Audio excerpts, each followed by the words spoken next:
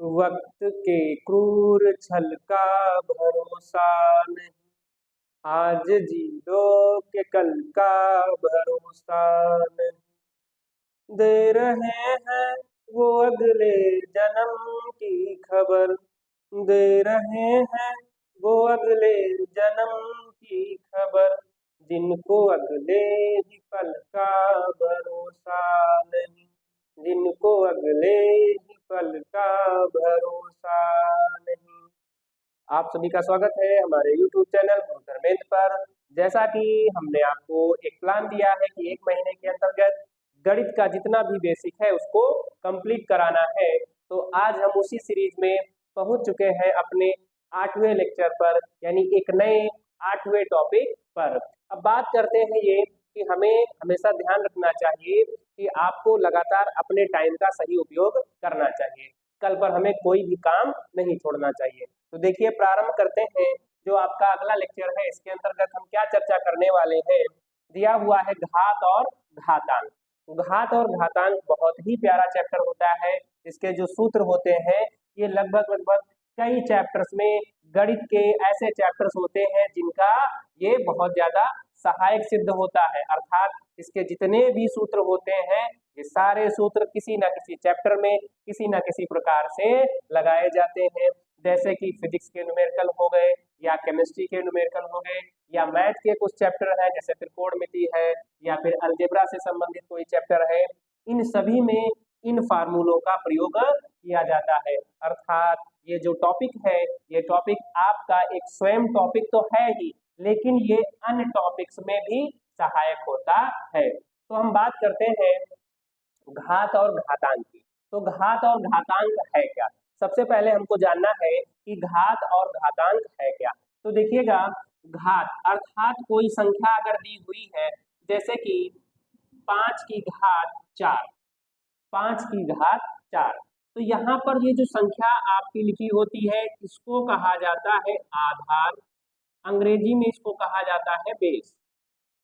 लेकिन इस संख्या के ऊपर दाहिनी ओर जो संख्या लिखी हुई है इसको हम कहते हैं घात, या फिर इसको कहा जाता है घातांक, अंग्रेजी में इसको कहा जाता है पावर। ठीक है, पार्ट जो आपका है घात और घातांक, इसमें सबसे पहले हमको जानना होता है कि घात क्या है और घातांक क्या है। तो अगर कोई संख्या दी हुई है और उस संख्या के ऊपर दाईं ओर कोई संख्या दी हुई है तो एक नई संरचना बनती है। उस नई संरचना में दो नाम मिलेंगे। पहला नाम जो आपकी संख्या नीचे लिखी हुई है इसको हम कहते हैं आधार, यानी ये क्या कहलाता है अंग्रेजी में? बेस कहलाता है। इस संख्या के ऊपर जो आपकी संख्या लिखी हुई है इसी को हम कहते हैं घात तथा घातांक, या घात या फिर घातांक। घातांक का अगर हम संधि विच्छेद करते हैं, अगर हम घातांक का संधि विच्छेद करते हैं तो इसका मतलब होता है घात अंक, यानी ऐसा अंक जो घात में लिखा हुआ है, ऐसा अंक जो कहाँ लिखा हुआ है? घात में लिखा हुआ है। तो घातांक क्या होता है? दो ऐसी संख्याएं या दो ऐसी भिन्ने या एक भिन्न और एक संख्या भी हो सकती है जो एक दूसरे के ऊपर, अर्थात एक आपका आधार होगा, एक क्या होगा? घात होगा या घातांक होगा। अगर लिखा मिलता है तो उसमें एक संख्या हो जाएगी आधार और दूसरी क्या हो जाएगी? घातांक हो जाएगी। तो घात और घातांक हमने समझा। सबसे पहले इसमें समझना होता है आधार। आधार के ऊपर जो संख्या लिखी होती है उसको हम कहते हैं घात या घातांक। देखिए, घात या घातांक के कुछ मुख्य जो सूत्र हैं वो आज हम आपको बताएंगे और उनका प्रयोग किस प्रकार से करना है वो भी आप साथ में समझेंगे। तो देखिए, सबसे पहली चीज तो ये है कि अगर कई संख्याएं एक साथ में लिखी हो, जैसे देखिए पहला सूत्र आपका क्या है? एक गुणे एक गुणे एक गुणे एक। कितनी बार लिखा है? 5 बार लिखा हुआ है। तो एक की घात कितना लिखा जाएगा? 5 लिखा जाएगा। या फिर हम जैसे इसमें समझ लेते हैं, जैसे दिया है आपका 3 गुणे 3 गुणे 3 गुणे 3, यानी ये बन गया 3 की घात 4। साथ में आप सूत्र के और साथ में आपको क्या समझना है कि किस प्रकार से इसका हम प्रयोग करेंगे। तो सूत्र भी साथ में देखते चलेंगे और प्रयोग भी साथ में देखते चलेंगे। तो ये रहा आपका पहले सूत्र का उपयोग, यानी किस प्रकार से हम इसका उपयोग कर सकते हैं। तो अगर बहुत सारी संख्याएं एक साथ गुणे में लिखी हुई हैं तो उनकी घात जब हम लगाएंगे तो उन्हीं संख्याओं को जोड़ना है। देखिए घात 1 2 3 और ये 4, तो 1 2 3 4, 3 की घात 4 हो गया। ठीक है, इसके बाद अगला देखिए क्या होता है, अगर गुणे में है और आधार समान है तो इनकी घातें आपस में जुड़ जाती हैं।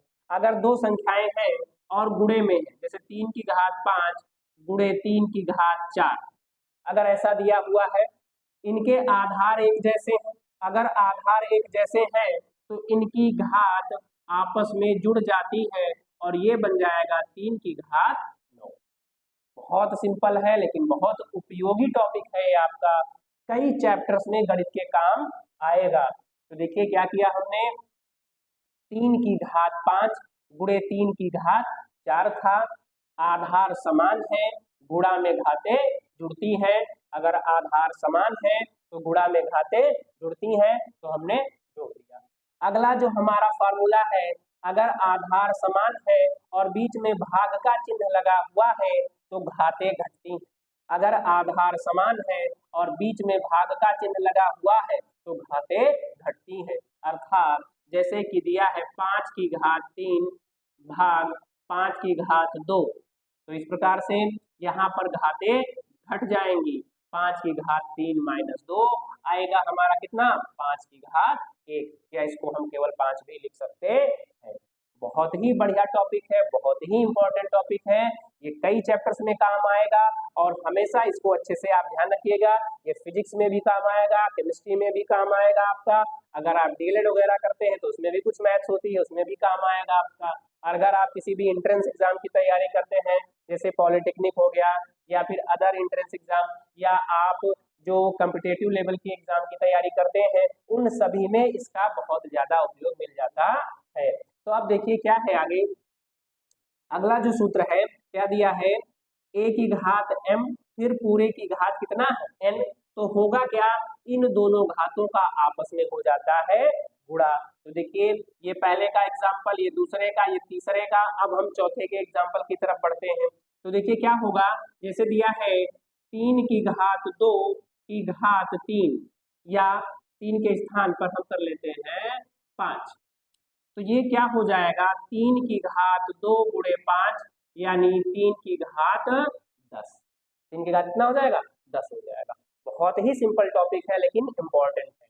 इसके बाद अगर कोई भिन्न दी हुई है, अगर कोई आपकी भिन्न दी हुई है तो आपको किस प्रकार से करना है, जैसे कि दिया है मान लीजिए 3/7 की घात 2, बहुत अच्छा टॉपिक है, a/b की घात n, इसका मतलब क्या होता है कि अंश और हर दोनों पर आपकी घात कितनी रहेगी, a की घात n और b की घात भी क्या रहेगी, n रहेगी।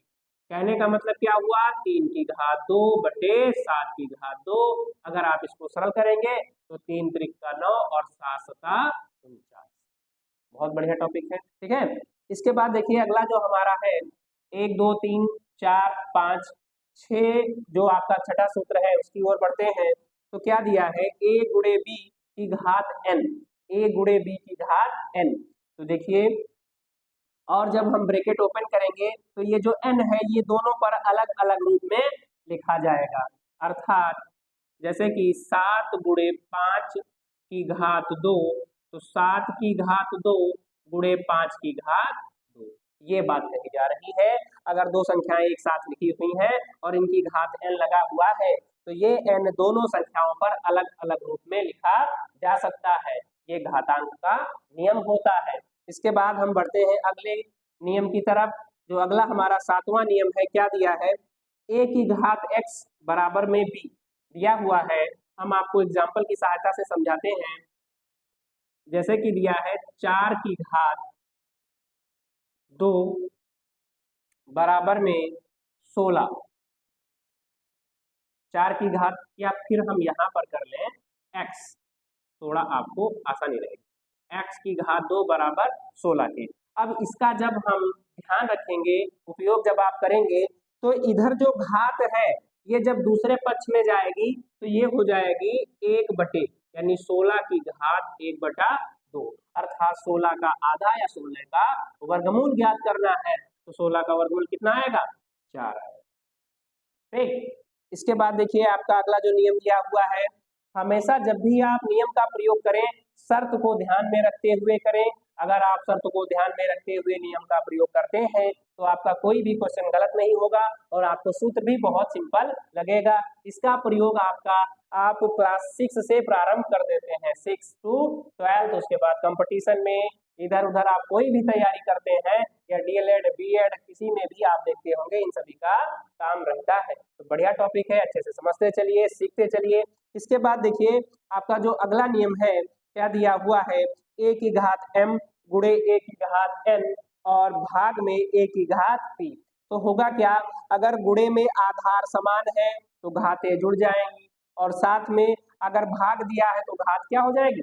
घट जाएगी। तो इसका एग्जाम्पल हम देखते हैं क्या है। एक बार कभी भी आप जब सूत्र सीखें तो सूत्र सीखते समय आपको इतना ध्यान रखना है कि उस सूत्र का किस प्रकार से हमको प्रयोग करना है और किस प्रकार से उसका प्रयोग करते करते हम सवालों को कैसे हल करें। सवाल हल करने के लिए हमें नियम जरूर आने चाहिए और जितने अच्छे से आप नियम याद कर लेंगे उतने अच्छे से आपको आगे आसानी रहेगी।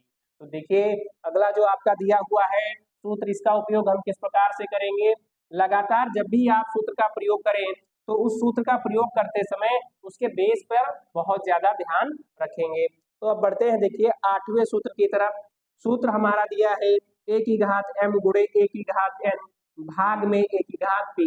तो देखिए गुणे में घातें जुड़ती हैं और भाग में घात घटती है, अर्थात 7 की घात 5 गुणे 7 की घात 2 भाग का चिन्ह हो जाएगा 7 की घात 3।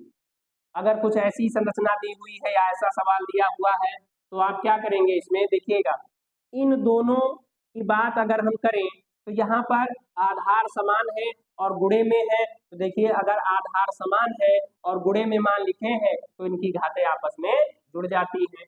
तो हो जाएगा 7 की घात 5 प्लस 2। फिर इसके बाद अब देखिए ये भाग में है तो भाग में घात घटती है, ये आपका हो जाएगा। सरल करेंगे आप तो 7 की घात देखिए 5 और 2 7, 7 में से 3 घटेगा यानी 7 की घात 4, ये आपका बन गया। इसके बाद देखिए अगर दिया हुआ है a की घात माइनस n तो इसको जब आप बटे में लिखेंगे तो ये प्लस में हो जाएगा। कहने का मतलब क्या हुआ, 5 की घात माइनस 2 अगर आप इसको बटे में लिखेंगे तो इसकी घात क्या हो जाएगी? प्लस में हो जाएगी। घात तथा घातांक बहुत ही बढ़िया चैप्टर है और इसके जो फार्मूले हैं बहुत ही सिंपल हैं, आप आसानी से सीख सकते हैं, कोई भी दिक्कत नहीं होनी है इसमें।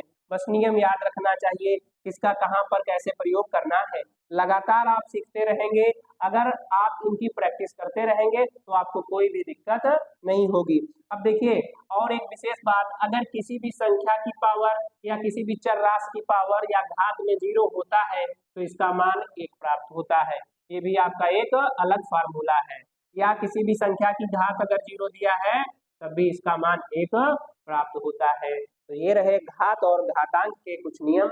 आपका जो सीरीज चल रही है सामान्य गणित का या जो बेसिक है गणित का, इसमें आप 8वें लेक्चर पर आ चुके हैं। तो इसमें आपने घात और घातांक के बारे में अध्ययन किया।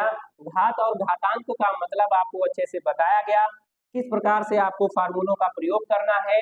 ये फार्मूले आपके स्वयं के चैप्टर में तो प्रयोग आएंगे ही आएंगे, लेकिन अदर जो चैप्टर है उनमें भी इनका बहुत ज्यादा उपयोग मिलता है। तो आज के लिए आपका इतना ही।